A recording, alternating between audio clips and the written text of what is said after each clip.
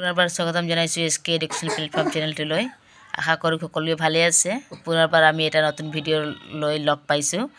গতিকে এইটো হৈছে ভূগোলৰ আৰু লেচন 1 হয়। এইটো অৰ্থনৈতিক ভূগোল বিষয়বস্তু আৰু সম্পদসমূহ ইয়াত আলোচনা কৰিম। আপোনালোকে এবাৰ চাব, যদি ধুনীয়াকৈ যদি মন দি অকণ যদি শুনিও লয়, নিশ্চয় আপোনালোকে ইয়াৰ পৰা পৰীক্ষাত উপকৃত হ'ব বুলি আশা থাকিল।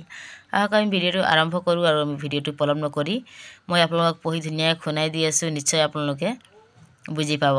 অপশ্যন এনেকৈ আহে MCQ। গতিকে ইয়াত সম্পূৰ্ণ আমি 20টা MCQ ডিছকাছ কৰিম, য'ত খুব বেছি ইম্পৰ্টেণ্ট, আৰু এইখিনি যদি আপোনালোকে মুখস্থ কৰিলে নিশ্চয় ইয়াৰ পৰা লাভ নম্বৰ পাবলৈ সক্ষম হ'ব।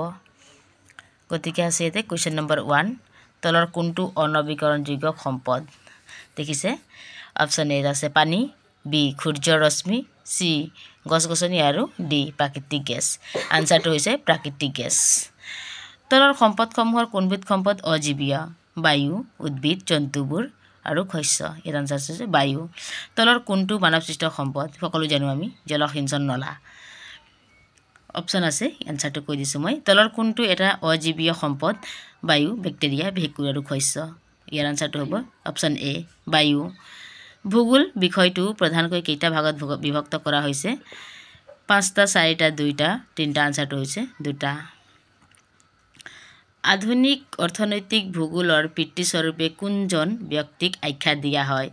জনছ, কাৰ্জন, জৰ্জ চিজম আৰু ডাৰ্কেনৱল্ড। আনচাৰটো হৈছে জৰ্জ চিজহম। এইটো হৈছে 7 নম্বৰ।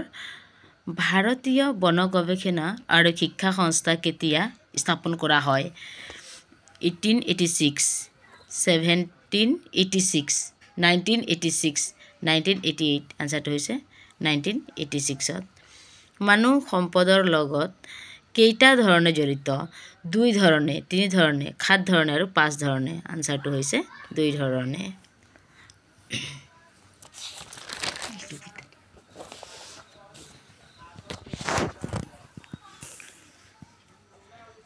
কুৱেশ্যন নম্বৰ 9, তলৰ কোনটো প্ৰাকৃতিক সম্পদ নহয়? আনচাৰ ইয়াত অপশ্যন আছে এ নদ নদী, বি অৰণ্য, ইয়াতে চি হ'ব লাগে, ডি দিয়া আছে, আৰু চি বায়ু। আনচাৰটো হৈছে ডি ঘৰ দুৱাৰ। তলৰ কোনটো অজীৱীয় সম্পদ? গছ গছনি, জীৱ জন্তু, বায়ু আৰু ভেঁকুৰ। আনচাৰটো হৈছে বায়ু। তলৰ কোনটো বিলুপ্তপ্ৰায় প্ৰাণী? এশিঙীয়া গড়, নল গাহৰি, মিথুন আৰু জিৰাফ। আনচাৰটো হৈছে নলগাহৰি। কুৱেশ্যন নম্বৰ 12, সম্পদ কেই প্ৰকাৰৰ বিভক্ত? 2 প্ৰকাৰৰ, 3 প্ৰকাৰৰ, 4 প্ৰকাৰৰ, 5 প্ৰকাৰৰ। অপশ্যন থাকিব এনেধৰণে, কিন্তু আনচাৰটো হ'ব 3 প্ৰকাৰৰ।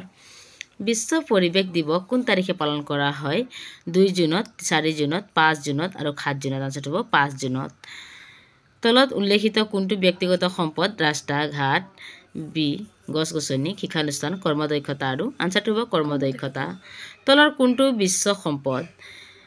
আনচাৰ এ ইয়াত আছে মন্দিৰ, দলং, সাগৰ মহাসাগৰ, নদ নদী। আনচাৰটো হ'ব সাগৰ মহাসাগৰ। এতিয়া আছে কুৱেশ্যন নম্বৰ 16 নম্বৰ পাইছোঁ।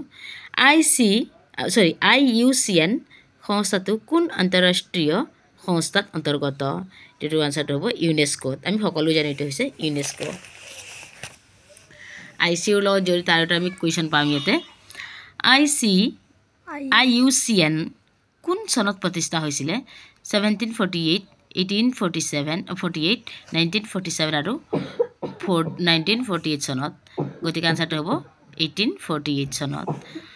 তলৰ কোনটো বিশ্ব সম্পদ? মন্দিৰ, নদ নদী, দলং, সাগৰ মহাসাগৰ। আনচাৰটো হৈছে সাগৰ মহাসাগৰ।